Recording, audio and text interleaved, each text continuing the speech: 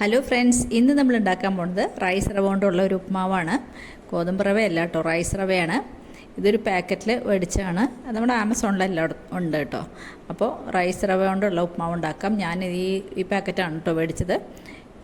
അതിൽ നിന്ന് ഞാൻ 2.5 ഗ്ലാസ് റവയാണ് എടുത്തത്.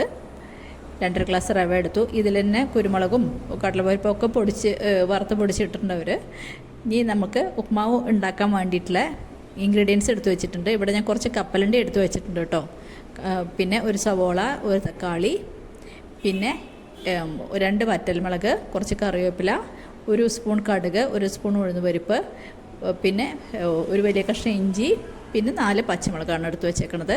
ചീഞ്ചട്ടി അടുപ്പത്ത് വെച്ച് 2 ടേബിൾ സ്പൂണോളം വെളിച്ചെണ്ണ ചേർത്ത് കൊടുത്തു. ആദ്യം നമ്മൾ കപ്പലണ്ടി ഒന്ന് വറുത്ത് മാറ്റി വയ്ക്കുകയാണ് കേട്ടോ ചെയ്യണത്. അപ്പോൾ കപ്പലണ്ടി ഒന്ന് വറുക്കുകയാണ്. കപ്പലണ്ടി പൊട്ടാൻ തുടങ്ങി കഴിഞ്ഞാൽ അത് പാകമായെന്നാണല്ലോ അർത്ഥം. അപ്പോൾ കപ്പലണ്ടി പൊട്ടിയപ്പോൾ അത് നമുക്ക് വാങ്ങി മാറ്റി വെച്ചു കേട്ടോ. അപ്പോൾ അതിന് പിന്നെ ചീഞ്ചട്ടി അടുപ്പത്ത് വെച്ച് അതേ ചീഞ്ചട്ടി തന്നെ അതിലേക്ക് 1 സ്പൂണും കൂടിയും വെളിച്ചെണ്ണ ഒഴിച്ചു കൊടുത്തിട്ട് കടുക്, വറ്റൽമുളക്, ഉഴുന്നുപരിപ്പ് ചേർത്ത് കൊടുത്തു. കടുക് പൊട്ടിയപ്പോൾ കറിവേപ്പില ചേർത്ത് കൊടുത്തു.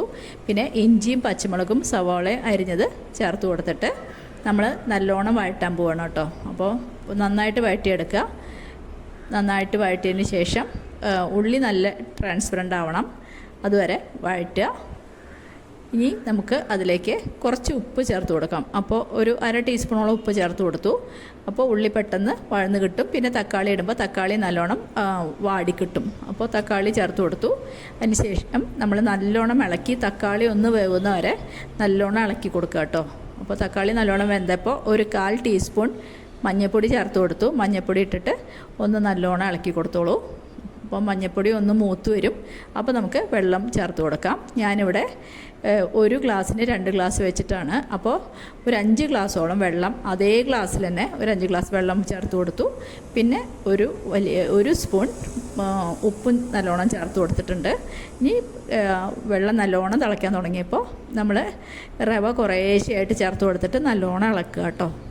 കട്ട പിടിക്കാതിരിക്കാൻ വേണ്ടിയിട്ടാണ് അങ്ങനെ ചെയ്യണത്. ഒപ്പം ഇളക്കി കൊടുക്കുക.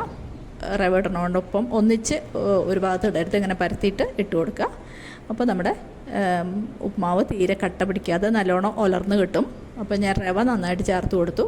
ഇനി നമുക്ക് ഒന്ന് അടച്ചിട്ട് സ്റ്റൗ സിമ്മിലേക്കാക്കി വെച്ചോളൂ. ഒരു 10 മിനിറ്റ് കഴിഞ്ഞ് തുറന്നു കഴിഞ്ഞാൽ നമ്മുടെ ഉപ്മാവ് തയ്യാറായിട്ടുണ്ടാവും. അപ്പോൾ കറക്റ്റ് 10 മിനിറ്റ് കഴിഞ്ഞ് തുറന്നപ്പോൾ നമ്മുടെ ഉപ്മാവ് കറക്റ്റായിട്ട് നല്ല പാകമായിട്ട് വെന്ത് കിട്ടി, നല്ലോണം ഉലർന്നും കിട്ടി.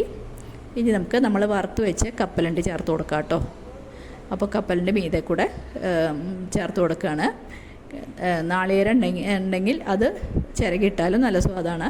അപ്പോൾ ഞാൻ കപ്പലണ്ടി ചേർത്ത് കൊടുത്തു. ഇനി നമുക്ക് സെർവിങ് ബൗളിലേക്ക് മാറ്റാം. ഞാൻ ഉപ്മാവ് സെർവിങ് ബൗളിലേക്ക് മാറ്റി വെച്ചു. ഇനി കുറച്ച് നാളികേരം ചിരകിയത് ഞാൻ മീതെ കൂടെ ഇട്ട് കൊടുക്കണുള്ളൂ കേട്ടോ.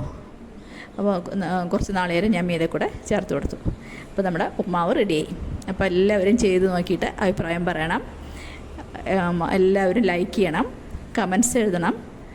പിന്നെ ആരെങ്കിലും എൻ്റെ ചാനൽ ആദ്യമായിട്ട് കാണുന്നുണ്ടെങ്കിൽ ഒന്ന് സബ്സ്ക്രൈബ് ചെയ്യാൻ മറക്കരുത് കേട്ടോ. സബ്സ്ക്രൈബ് ചെയ്യുമ്പോൾ കാണുന്ന ബെല്ലൈക്കൺ കൂടി അമർത്താൻ മറക്കരുത്. അപ്പോൾ ഒരു പുതിയ വീഡിയോ ആയിട്ട് നമുക്ക് അടുത്ത് തന്നെ കാണാം. Thank you.